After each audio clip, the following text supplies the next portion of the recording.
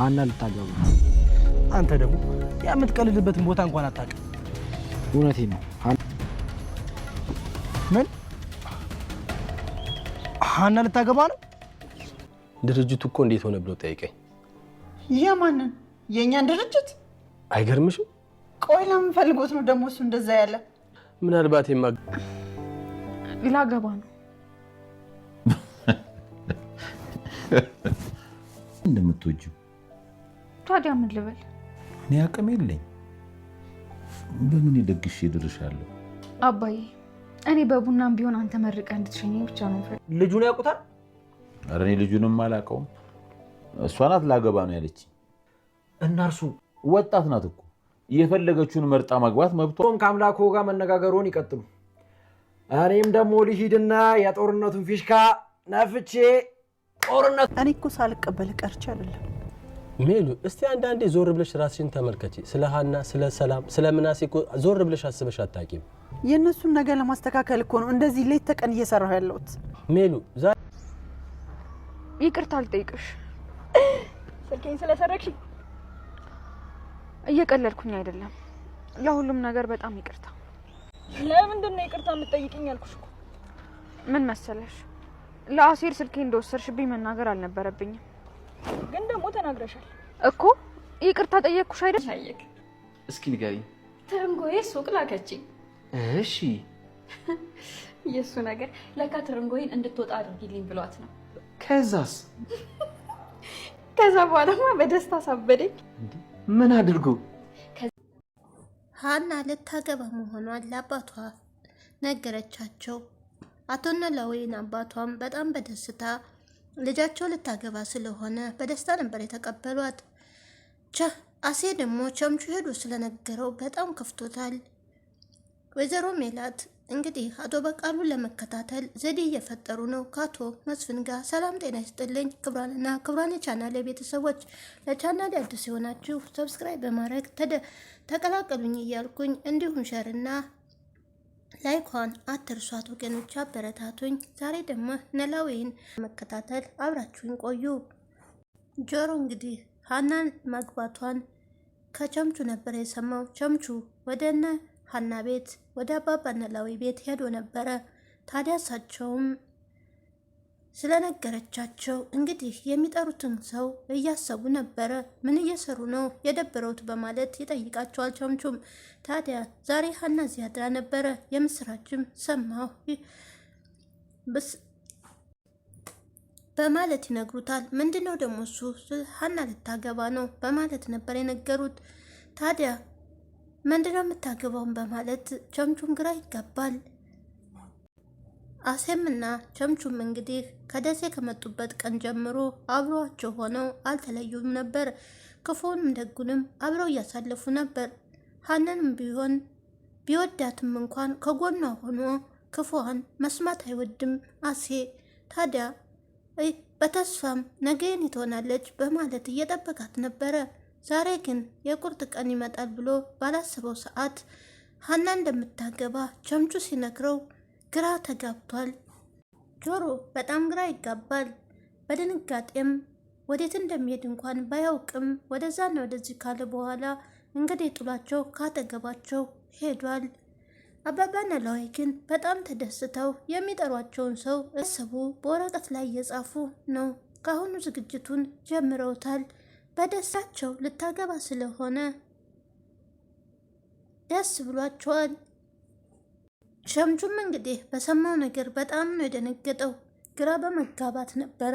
ታዲያ የዓለም ጦርነቱን ላስነሳ በቃ ሄጄ በማለት አባባ ኖላዊ ሲነግሩት ተነስቶ ከሳቸውን ጋር ሄዶ ለጆሮ የነገረው ነገር ግን ሀና ስለማግባቷ የታወቀና ቁርጥ ቀን የለም። ገና በገና ፈቅጃለሁኝ፣ አንቺ ባልሹ ተስማምቻለሁ፣ እንጋባ ስላላት ብቻ ለቤተሰብም መናገር እንዳለባት ወስናለች። ታዲያ ጆሮ የእሱ እንደማትሆን ሲያውቅ በጣም ነው የደነገጠው። ምክንያቱም እስከ ዛሬ ድረስም በተስፋ እየጠበቃት ነበረ። ኤልያስ ደግሞ ሲሰማ ምን እንደሚል አይታወቅም። አሁን ላይ ግን ቆርጣ ይስራን ካገባች ሁለቱም ማበዳቸው ነው። በአንድ በኩል ደግሞ ድንብላልና ቸምቹ አሁን ላይ ደስ የሚል ላይፍ እያሳለፉ ነው። ድንብላልም ወጥታ አብረው ተሱ ጋራ አስፈቅዳን በመውጣት ከቸምቹ ጋር አብራ ማሳለፏን ጀምረዋለች። ወይዘሮ ሜላትና አቶ መስፍን ዳዳ ወደ ውጭ በሚወጡ ሰዓት ድንብላልን ከርቀት አይተዋት ነበረ። አሁን ላይ ታዲያ ማታ መታ ከክፍሏም ገብታ መጥፎ ድርጊትን እንዳትፈጽሚ፣ ስህተት እንዳትሰሪ፣ እኔ እንደ ልጅ ነው ማይሽ፣ ግን ደግሞ እንዳትጎጅ በኋላ ራሽን እየጠበቅሽ በማለት መክራታለች። ደስታሽን በፈጣሪን እንጂ በሰው ልጅ አታድርጊ፣ ሙሉ በሙሉ ወደ ተስፋ በልጁ አታድርጊ። ልጁ ጥሩ ሰው ነው፣ ነገር ግን ነገ ደግሞ የሚመጣውን አታቂም በማለት ነበር የመከረቻት። ከወዲሁ ታዲያ ይሆናል ሳይሆን አይሆንምን ብለሽ ማሰብ አለብሽ። አብረን እንደሆን መጠን መለያየትም አለና ራስሽን ሙሉ በሙሉ ሰውን አትመኝ በማለት የእናትነቷን ምክር ወይዘሮ ሜላት ሰጥታታለች። ታዲያ ደስታዋንም በፊቷ ላይ ስላየች ምናልባት ነገ ልትሳሳትና ደግሞ ነገ የሆነ ነገር መጥቶ ልቧን እንዳይሰብራት በማለት በማሰብ ነበረ ወይዘሮ ሜላትም የመከረቻት። እሷም ታዲያ ምክሩን እንደ እናት ተቀብየዋለሁ፣ በጣም ነው የማመሰግነው ስላሰቡልኝ በማለት ለወይዘሮ ሜላት ምላሿን ሰጥታለች። ቸምቹም ታዲያ ቀጥሯት ትንሽ አርፍዶባት ነበረ። ታዲያ እዚህ ቆሜ ስጠብቅህ የት ቆይተህ ነው? እኔ ደግሞ ሰዓቱ ደረሰ እያልኩ ልቤ ሲንጠለጠል፣ አንተ ግን ስለ እኔ አታስብም በማለትም ቁጣዋን ትሰነዝራለች። ታዲያ ሳላስብ ቀርቼ አይደለም፣ ሳላስበው ድንገት ሰዓቱ ሄደብኝ በማለት ይቅርታም ይጠይቃታል። አንተ እኔ ደቂቃ እየቆጠርኩ አንተ ግን ስለማትወደኝ ነው ሰዓት ግን ያልጠበቅከው በማለትም ነበር የተናገረችው። ታዲያ ቸምቹም እንደምንም ብሎ ያስቃታል። እናም አብረው ቆይተዋል። ታዲያ ቆይታ ስትመለስ ወደ ቤትም ስትገባ ምናሴ ቤት ውስጥ ነበርና ምሳ በላ ሆይ ወደ ሱቅ ወጣ ብዬ ነው በማለት ተነግረዋለች። ታዲያ ሀንቾ ነበረች መጀመሪያም ወደ ሱቅ እንድትሄድ ከቸምቹ ጋም ያገናኛቸው እንዲገናኙ ያደረገቻቸው። ታዲያ ውሸት ባንቺ አያምርም፣ እኔ አይቻችኋለሁ ከፍቅረኛሽ ጋር በማለት ይነግራል። ምናሴም ታዲያ እኔ ግን ወንድ ውሸት ባንቺ አያምርም፣ ታዲያ እኔ ከልጁ ጋር ሆነሽ አይችሻለሁ በማለትም ሲናገራት በጣም ታፍራለች። ድንብላልም አወይ አባቴ በማለት ታዲያ እኔ ወንድምሽ ነኝ፣ ግን ልትፈሪም ሆነ ልታፍሪ አይገባሽም በማለት ነግሯታል። ታዲያ ድንብላል በጣም ደንግጣ በጣም አፍራል። ምናሴ ደግሞ ከእድሜው በላይ ጠንካራና ጎበዝ እህቶችንም የሚመክር ቤተሰቦቹንም ቢሆን የሚመክር ጠንካራ ልጅ ነው። ረጋ ያለና ነገሮችን ከግራና ከቀኝ የሚያስተውል ልጅ ነው። በአንድ በኩል ደግሞ ሀና ስለ መቅዲት በጣም ታስብና ትጨነቃለች። ለቸምቹም በጣም ታሳዝነኛለች፣ ቀርቤ ባናግራት ደስ ይለኝ ነበረ በማለት ታዲያ ቸምቹም ለምን ታሳዝንሻለች? ሁሉም ነገር ፍቹ አንቺ ጋር ያለ አይምሰልሽ። አንዳንድ ችግራችን ራሳችን የምንፈታው እኛው ራሳችን ነን በማለትም ይናገራታል። መቅሌትም ታዲያ ሀና ፈልጋ አግኝታት ይቅርታ ትጠይቃታለች። ታዲያ ለምንድነው ይቅርታስ የምትጠይቅኝ? እኔ ስልክሽን መልሼልሻለሁኝ በማለት አንድ ሁለትም ቢነጋገሩ ነገር ግን ይቅርታዋን ተቀብላታለች።